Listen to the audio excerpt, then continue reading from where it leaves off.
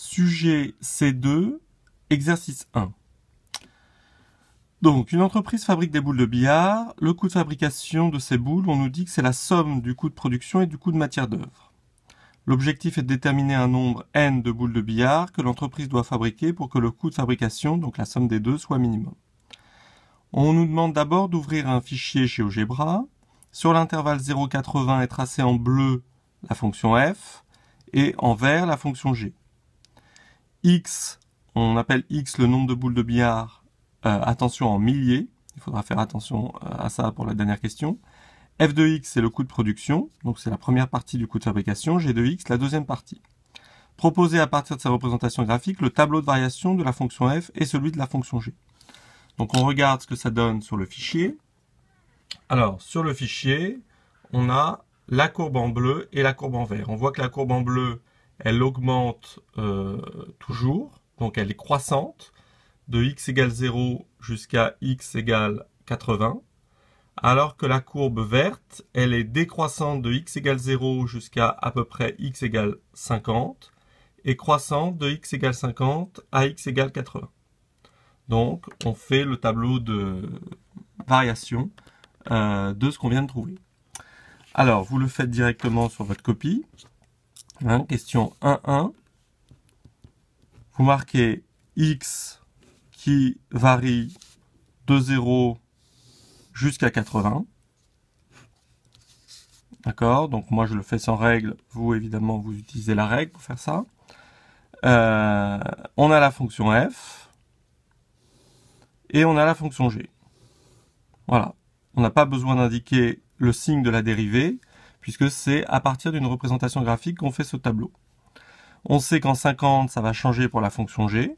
Donc vous mettez pour x égale 50, la fonction g, elle change de sens de variation. Donc on a dit qu'elle était décroissante, la courbe verte, jusqu'à 50, puis de 50 à 80 croissante, alors que la fonction f est toujours croissante. Donc tableau de variation tout simple.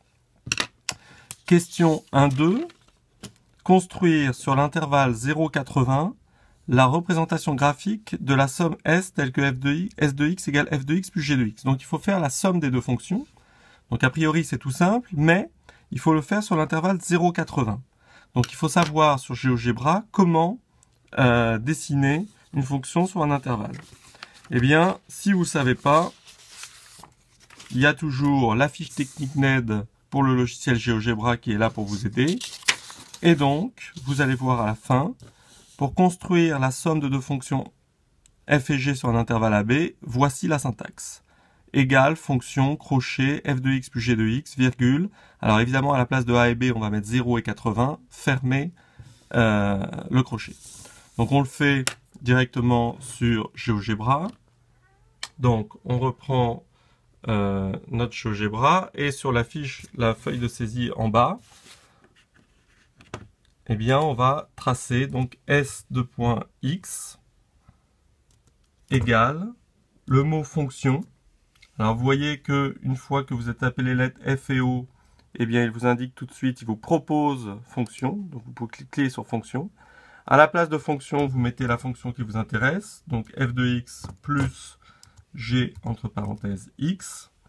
Le x initial, donc la syntaxe c'est virgule, le x initial on a dit qu'on voulait commencer à 0, le x final on a dit qu'on voulait finir à 80, et vous supprimez l'espace, et normalement, eh bien, la syntaxe est...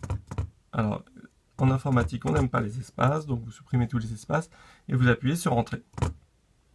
Sur Entrée, vous voyez, il a dessiné la somme des deux fonctions. Alors, vous savez que sur GeoGebra, vous pouvez utiliser l'outil déplacer graphique de façon à déplacer le graphique pour qu'il se voit mieux. D'accord, ici. Voilà.